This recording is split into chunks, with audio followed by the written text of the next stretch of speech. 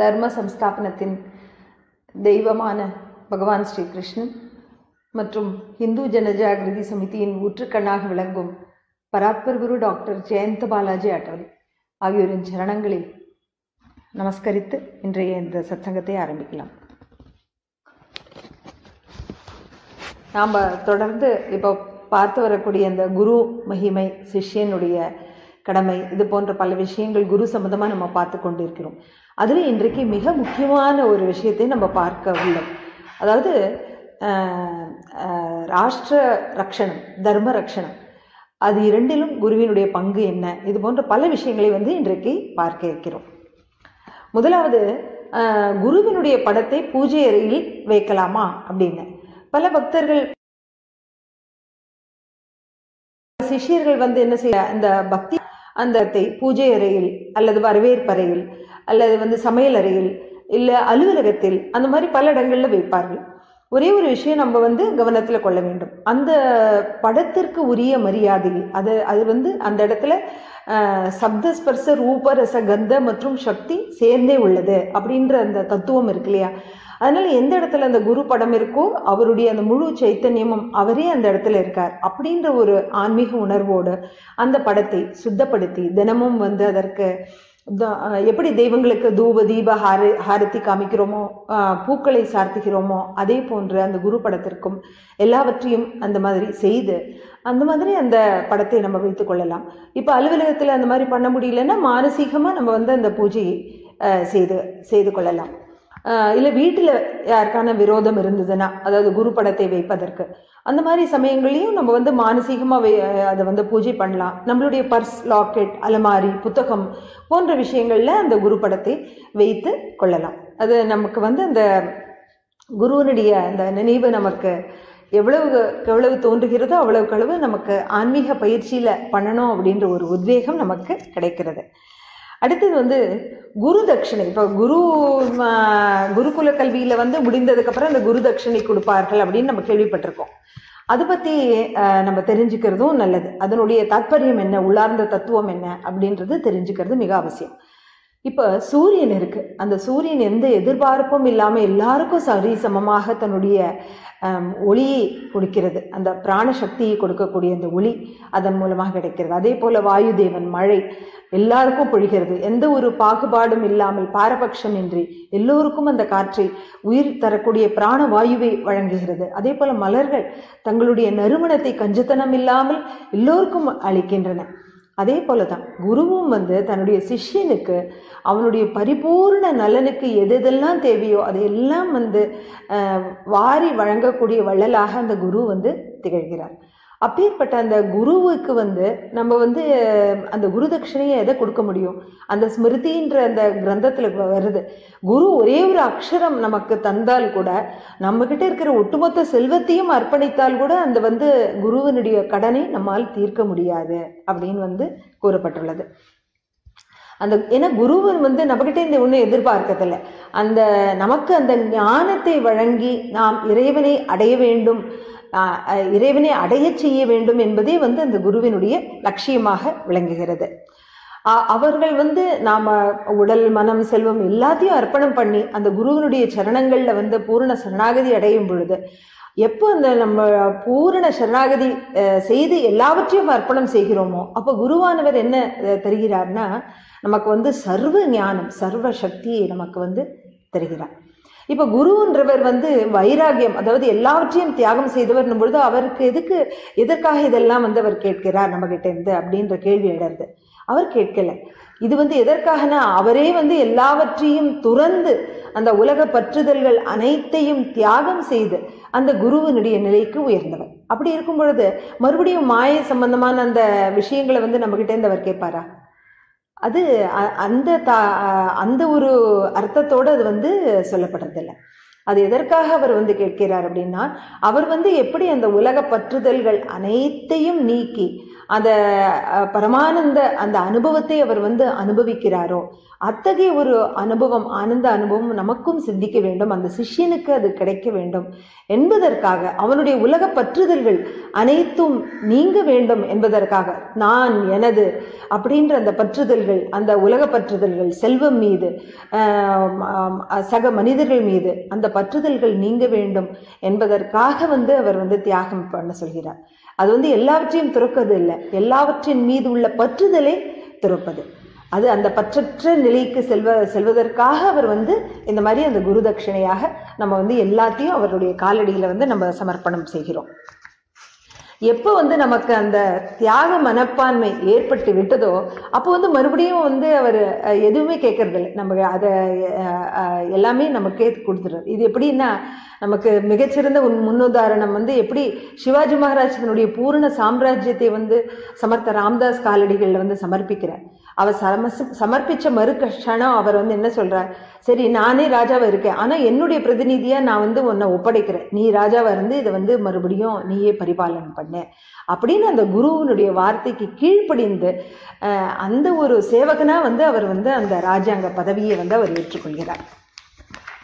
அடுத்தது வந்து குரு கிட்டே எப்படி நடந்து கொள்ள வேண்டும். இப்ப சாதாரண மனிதர்கள்கிட்டே நம்ம வந்து எவ்வளவு ஒரு மரியாதையோடு நடக்கும் பொழுது, அந்த குருவினிடம் அந்த சாஸ்திரத்துல வந்து கூறப்பட்டுள்ளது, அந்த குருவிடம் எவ்வளவு மரியாதையுடன் நடந்து கொள்ள வேண்டும்.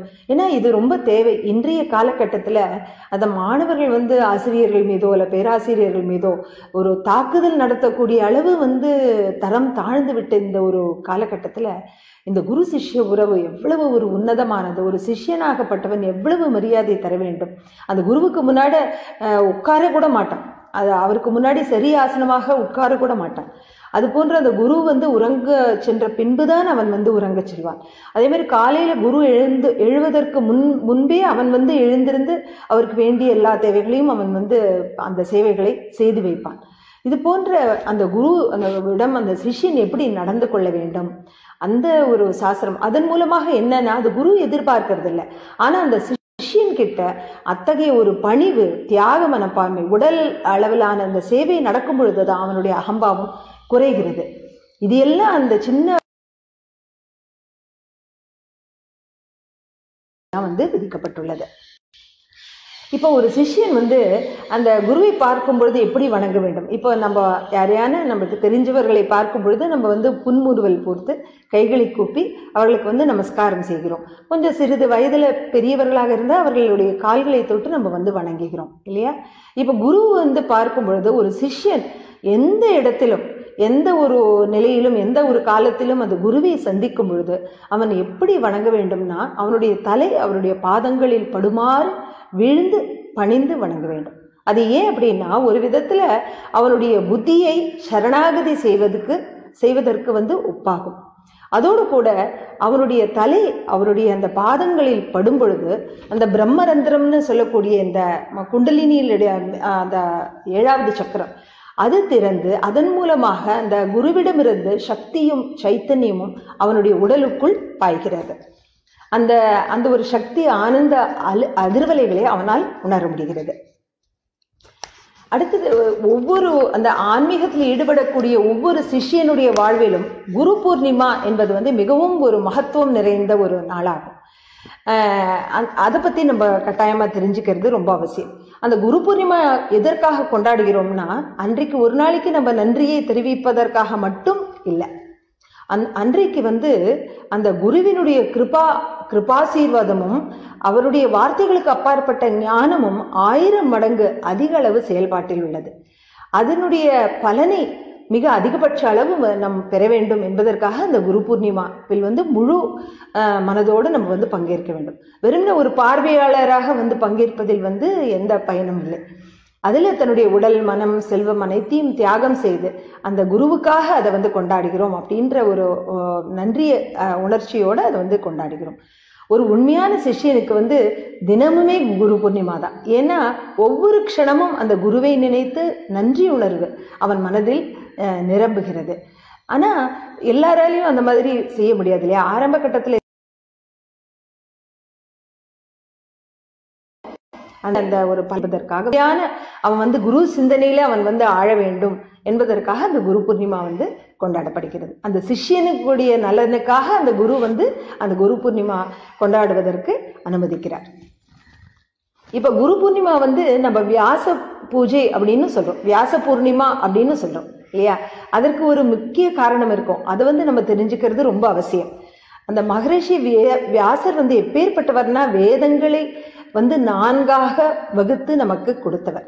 அதோட மகாபாரதம், ஸ்ரீமத் பாகவதம் போன்ற 18 புராணங்களை இயற்றி நமக்கு தந்தவர். அவர் இதெல்லாம் நமக்கு தரவில்லை என்றால் இன்றைக்கு நமக்கு ஒன்றுமே நம்ம கிட்ட இருக்காது. அப்பேற்பட்ட ஒரு மகா காரியத்தை வந்து அவர் செய்துள்ளார். அதனாலதான் வியாசோச்சிஷ்டம் ஜெகத் சர்வம் அப்படின்னு, அதாவது வியாசருடைய உச்சிஷ்டம் தான் மற்றவை எல்லாம். மற்ற கிரந்தங்கள் மற்ற நூல்கள் எல்லாமே அவர் வைத்து விட்டு போன மீதி அந்த உச்சிஷ்டம், வியாசருடைய உச்சிஷ்டமா அது வந்து கருதப்படுகிறது. அப்பேற்பட்ட ஒரு மகா இடத்தை வந்து அவர் வந்து நிறைந்துள்ளார். அல்ஜீப்ரால வந்து வியாஸ் அப்படின்ற பதத்துக்கு என்ன அர்த்தம்னா வட்டத்தினுடைய பெரிய நீள்கோட்டை அது வந்து குறிக்கிறது.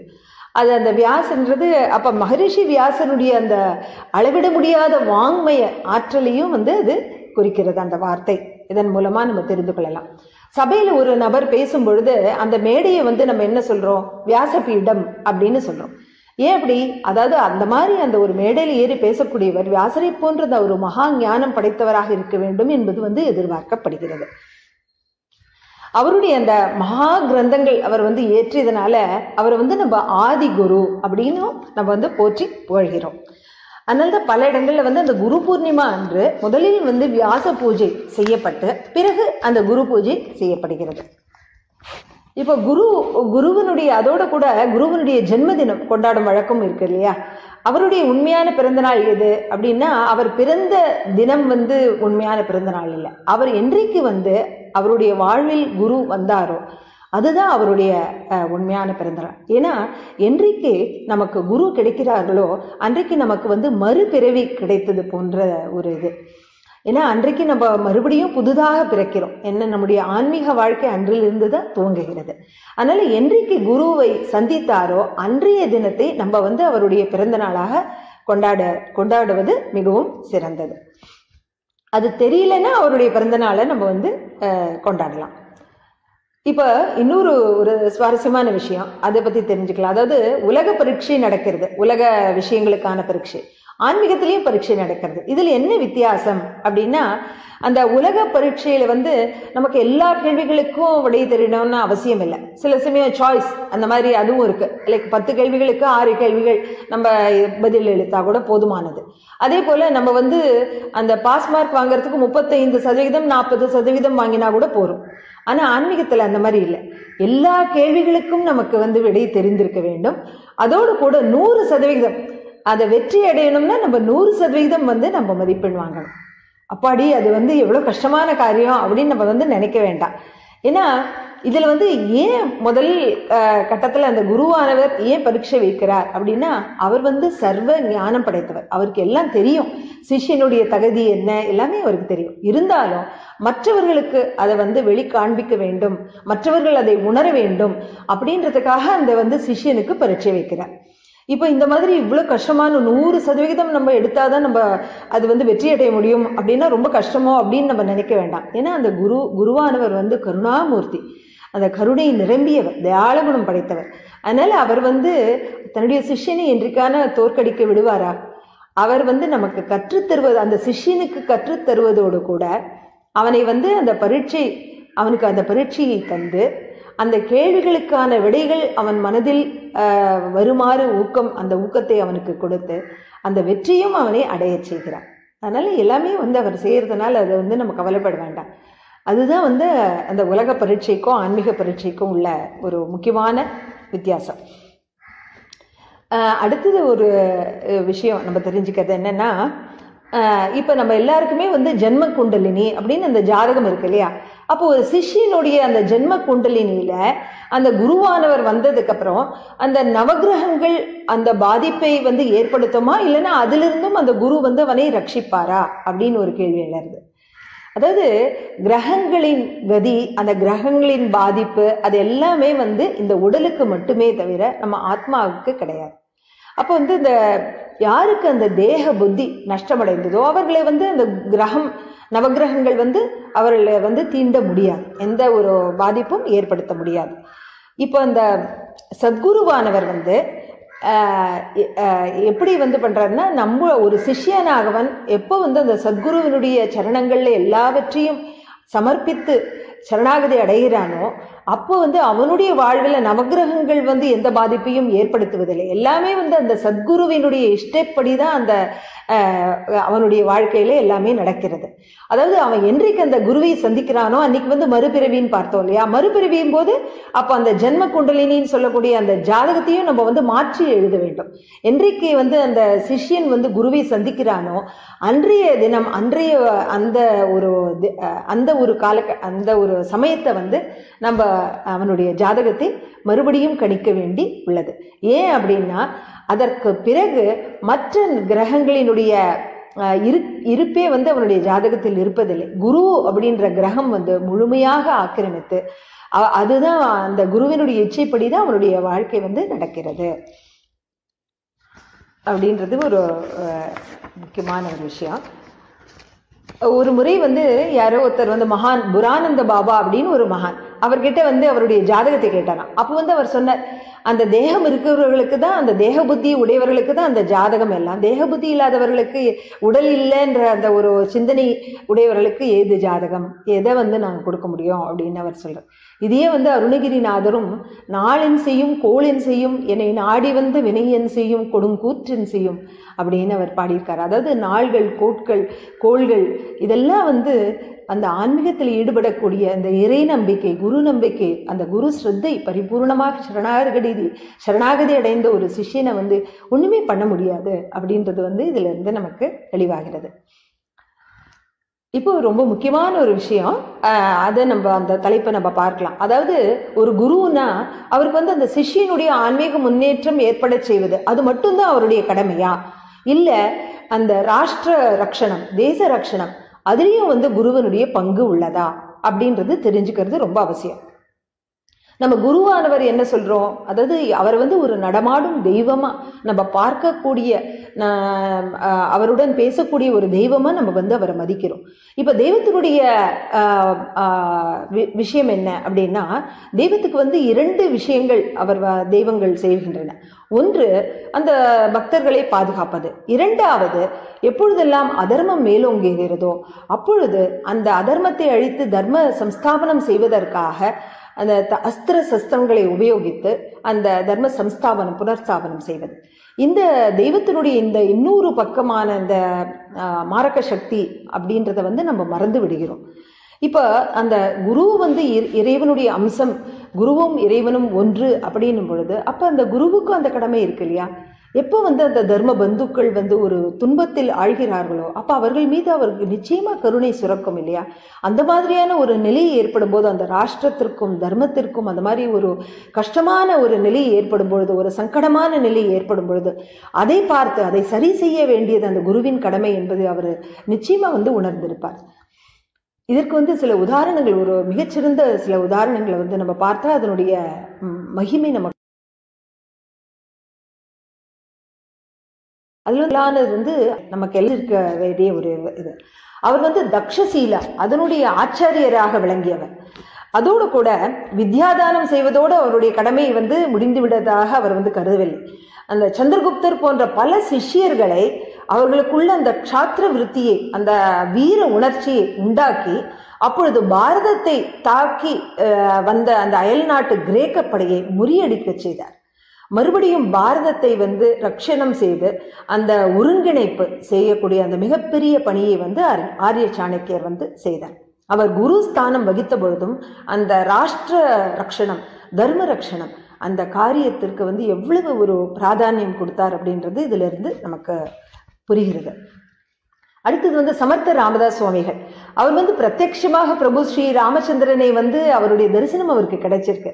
அப்போ அதோடு அவர் வந்து ராமநாம ஜபம் அதுல மாத்திரம் அவர் வந்து திருப்தி அடைந்து அவருடைய வாழ்க்கையை வந்து அவர் வந்து செலவழிக்கல இல்லையா? அவர் என்ன பண்ணினார், அந்த சமூகத்துல பலோபாசனையை ஏற்படுத்தி எல்லா இடங்களிலும் ஹனுமானின் உபாசனை, ஹனுமானின் கோவில்கள் அதனை ஸ்தாபனம் செய்து அவர்களை மறுபடியும் வீர உணர்ச்சி மிக்கவர்களாக செய்தார்.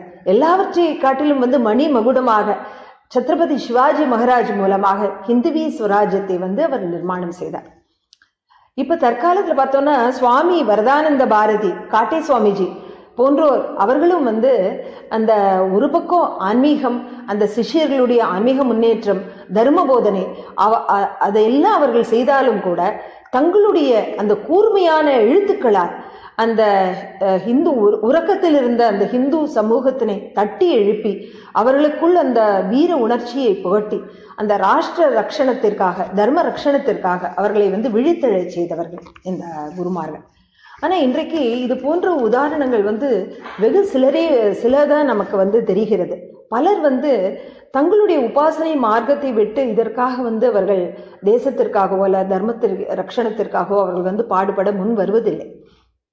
அதனுடைய காரணம் என்ன அப்படின்னு பார்த்தோம்னா, பெரும்பான்மையான அந்த குருமார்கள் தாரக உபாசனை, அதாவது தெய்வத்துல 2 வித உபாசனை, ஒண்ணு மாரக உபாசனை, தாரக உபாசனை. தாரக உபாசனைனா காக்கும் சக்தியை வழிபடுதல், மாரக உபாசனைனா அழிக்கும் சக்தியை வழிபடுதல். பெரும்பான்மையோர் அந்த தாரக உபாசனை செய்வதனால அவர்களுக்குள்ள அந்த தாரக இயல்பு தான் அதிகமா இருக்கு, அதாவது சகிப்புத்தன்மை அதிகமா இருக்கு. அதனால தங்களுடைய சம்பிரதாயம், தங்களுடைய வழிபாடு அதோடு அவர்கள் நின்று விடுகிறார்கள். அந்த ராஷ்டிர ரக்ஷணம், தர்ம ரக்ஷணம் பற்றி அவர்கள் அதிகமாக சிந்திப்பதில்லை. அதோட இன்னொரு காரணம் என்ன அப்படின்னா, அவர்களுடைய குருமார்கள் அவர்களுக்கு என்ன கற்றுக் கொடுத்தார்களோ அது வரைக்கும் அவர்கள் அப்படியே அந்த பரம்பரையா சொல்லி தருகிறார்கள். அவர்களுடைய குருமார்கள் அவர்களுக்கு இதை பத்தி அந்த ராஷ்டிர ரக்ஷணம், தர்ம ரக்ஷணம் பற்றி சொல்லிக் கொடுக்கவில்லை என்றால் அவர்களும் அதை பற்றி சிந்திப்பதில்லை. சில சமயங்கள்ல அந்த காலத்துல அதற்கான ஒரு அவசியமும் இல்லாம இருந்தது. ஏன்னா அந்த ஒரு உன்னத ஸ்திதியில அந்த மாதிரி இருந்தது. மூன்றாவது சிலர் அந்த குருன்ற அந்த ஸ்தானத்திற்கே தகுதி உடையவர்களா இல்லாம இருக்கலாம், அதுவும் ஒரு காரணம். நாலாவது, சில குருமார்களிடம் அந்த அகம்பாவம் இருக்கிறதுனால அது ரொம்ப முக்கிய காரணம். ஏன்னா மற்ற குருமார்கள் இந்த ராஷ்டிர ரக்ஷணம், தர்ம ரக்ஷணத்திற்காக பாடுபடும் பொழுது அவர்களிடமிருந்து கற்றுக்கொள்ள வேண்டும் என்ற ஒரு மனப்பாங்கு இவர்களிடம் காணப்படுவது இல்லை. ஐந்தாவது புகழ், பணத்திற்காக ஆசைப்பட்டு அந்த மாதிரி ஆசைப்படக்கூடிய ஒருவர் அசுர சக்திகளின் பிடியில் மாட்டிக்கொள்கிறார். அப்போ அந்த அசுர சக்திகள் தர்ம ரக்ஷணத்திற்காக இல்ல தேச ரக்ஷணத்திற்காக பாடுபடுவதற்கு அவருக்கு அவை விடுவதில்லை. அதனாலேயும் அவர்கள் செய்ய முடிய மாட்டேங்கிறது. இன்றைய இந்த குருமார்களின் மூலமாக இந்த ராஷ்டிர தர்ம ரக்ஷணத்திற்காக போதனை வழங்குவது ஏன் அவ்வளவு அவசியம், இன்றைய காலகட்டம் என்ன அப்படின்னு பார்க்கும் பொழுது, எப்பவுமே அமைதியான ஒரு காலகட்டத்தில் என்ன முக்கியமா கருதப்படுறதுன்னா, அதாவது இறைவனை அடைவதற்குரிய போதனை அதுதான் முக்கியமா பிராதானியம் வழங்கப்படுகிறது. ஆனால் ஆபத்து காலத்துல அந்த தேச ரக்ஷணம், தர்ம ரக்ஷணம் அது அதிக முக்கியத்துவம் வாய்ந்ததாக கருதப்படுகிறது. ஏன்னா எந்த ஒரு இடத்துல தேசம் பாதுகாப்பா இல்லையோ, தர்மம் மிக தாழ்ந்த நிலையில் உள்ளதோ, அந்த மாதிரியான ஒரு ஆபத்து காலத்துல எப்படி நம்மளால நிம்மதியாக சாதனை செய்ய முடியும்? சாதனை செய்வதற்குரிய ஒரு அனுகூலமான சூழ்நிலையே இல்லாத பொழுது அதற்கு முக்கியத்துவம் எது அளிக்கணும்னா அந்த தர்மத்தை பாதுகாப்பதற்கு முக்கியத்துவம் அளிக்க வேண்டும். அதுதான் ஒரு குருவினுடைய முக்கிய கடமையாகிறது. அதுவும் இல்லாம இப்ப மாயில இருந்து கொண்டு அந்த குருவானவர் பிரம்மத்துவத்தை அடைகிறார். அப்ப தான் பிரம்மத்துவத்தை அடைந்த பொழுது அவர்களுக்குள்ளேயும் அந்த மாயையிலும் அந்த பிரம்மத்துவத்தை காண்பது மிகவும் அவசியம் இல்லையா? அது எப்ப தோணும்னா அந்த மற்ற விஷயங்கள்லயும் அந்த தர்ம நிலைநாட்டப்பட வேண்டும் என்ற ஒரு கடமை அவருக்கு இருக்கிறது. அதாவது இன்றைய காலத்தின் அவசியம் என்னன்னா, அதனால ஒரு குரு, சிஷ்யன், சமூகம், அரசாங்கம் ஆகிய அனைத்துமே அந்த தேச ரக்ஷணம், தர்ம ரக்ஷணம் ஆகிய இரண்டையும் பேணி காப்பது மிகவும் அவசியமாகிறது இன்றைய காலகட்டத்தில். இன்றைக்கு இன்னொரு ஒரு முக்கியமான பிரச்சனை என்னன்னா, அந்த மீடியாக்கள்ல உள்ள சில தர்ம விரோத சக்திகள் தர்மத்திற்காகவும் கலாச்சார மேம்பாட்டிற்காகவும் பெரும்பங்கு வகித்த ஒரு மகான்கள் அவர்களுடைய பங்கேற்பை வந்து அதை அங்கீகரிக்காமல் இருப்பதோடு கூட அவர்களை மலினப்படுத்தவும் வந்து முயற்சி செய்கிறார்கள். அவர்கள் மீது பல குற்றச்சாட்டுகளை வந்து நிரூபணமாகாத பல குற்றச்சாட்டுகளை சுமத்தி அவர்களுடைய பெயரை அவமானப்படுத்தி அந்த மாதிரி பல விதங்களில் அந்த வந்து ஒரு சீர்கேடு நடைபெறுகிறது. ஆனா இன்னொரு பக்கத்துல வந்து மேற்கத்திய கலாச்சார முகத்தால் அழியக்கூடிய அந்த இளைஞர் கூட்டம், அந்த பெருகி வரும் பலாத்காரம், அந்த போதைப் பொருள்களுக்கு அடிமையாகும் பழக்கம், இதை எதிர்த்து வந்து அவர்கள் எந்த விதத்திலையும் அவர்கள் வந்து செயல்படுவதாக தெரிவதில்லை. இப்ப வந்து பிரேக்கிங் நியூஸ்ல என்ன போடுறாங்க, 31வது டிசம்பர் அன்னைக்கு எவ்வளவு மது விற்பனை ஆயிடுத்து, இல்ல அந்த சினிமா நடிகைகள் எவ்வளவு குறைந்த அளவு ஆடை அணிந்தார்கள், இல்ல யாரோட வந்து திருமணம் செய்து கொள்ளாமல் உறவு வைத்துக் கொள்கிறார்கள். இது போன்ற செய்திகள் தான் வந்து பிரேக்கிங் நியூஸா வரக்கூடிய ஒரு பரிதாபகர நிலை இன்றைக்கு இருக்கு. இதனால என்ன ஒரு முக்கியமான பாதிப்புன்னா, சாதாரண ஹிந்துவனுடைய நம்பிக்கையை தகர்த்து அந்த தர்ம வழியை விட்டு விலகச் செய்வதற்கான முயற்சிகள் இவை. அதனால இதை வந்து ரொம்ப முக்கியமா இதை தடுத்து நிறுத்துவது வந்து ஒவ்வொருத்தருடைய கடமையாகிறது. இத்தகைய ஒரு தாழ்நிலையில இருக்கிறதுனாலதான் அந்த இந்து சமூகத்தினரால வந்து உண்மையான குரு யார், போலி குரு யார் என்பதை வந்து அவர்களால் வந்து தெரிந்து கொள்ள, அடையாளம் காண முடிவதில்லை. இது வந்து ஒரு சுவாரஸ்யமான சம்பவம். அதாவது போலி குருவை பத்தி ரமண மகரிஷி வந்து ஒரு முறை அவரை பார்ப்பதற்காக ஒரு சாமியார் கூட்டம் வந்தது. அந்த சாமியார் கூட்டம் வந்து மது அறிந்து விட்டு வந்திருந்தது. அவர்கள் என்ன சொன்னார்கள், நாங்கள் வந்து பொதிகை மலையிலிருந்து அகஸ்திய முனிவர் எங்களை அனுப்பியுள்ளார்கள், உங்களுடைய உடலில் வந்து ஏதோ ஒரு சின்ன கோளாறு இருக்கு, அதை சரி செய்து விட்டு உங்களுக்கு வந்து தீட்சையை கொடுக்க சொல்லியிருக்கிறார்கள் அப்படின்னு அவங்க வந்து சொன்னாங்க.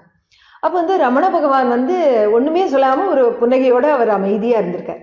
ஆனா அந்த இடத்துல அவருடைய சிஷ்யரான பெருமாள் சுவாமின்னு ஒருத்தர், அவர் என்ன பண்ணாருன்னா, அப்படியா, அப்ப அதே அகஸ்திய முனிவர் எங்ககிட்டயும் வந்து நீங்க வருவீங்கன்னு சொல்லியிருக்காங்க, ஆனால் பெரிய கோட்டை அடுப்பை வந்து மூட்டி அதுல பெரிய அண்டாவை வந்து நல்ல பழுக்க காய்ச்சி அதுல உங்களை எல்லாம் போட சொல்லியிருக்காரு. ஏய் யார் அங்க, நீ போய் அந்த கோட்டை அடுப்பை மூட்டி இவங்க வந்துட்டாங்க பாரு அப்படின்னு சொன்ன உடனே அந்த சாமியார் கூட்டம் அங்கிருந்து தப்பிச்சோம் பழச்சோம் அப்படின்னு ஓடி போயிடுது அப்படின்ற அந்த ஒரு சம்பவம் இதுல இருந்து தெரியுது. இன்னொரு முறை வந்து காளஹஸ்தியிலேருந்து அவரும் ஒரு போலி சாமியார், அவர் வந்து ரமண பகவானை பார்க்கறதுக்காக வரார்.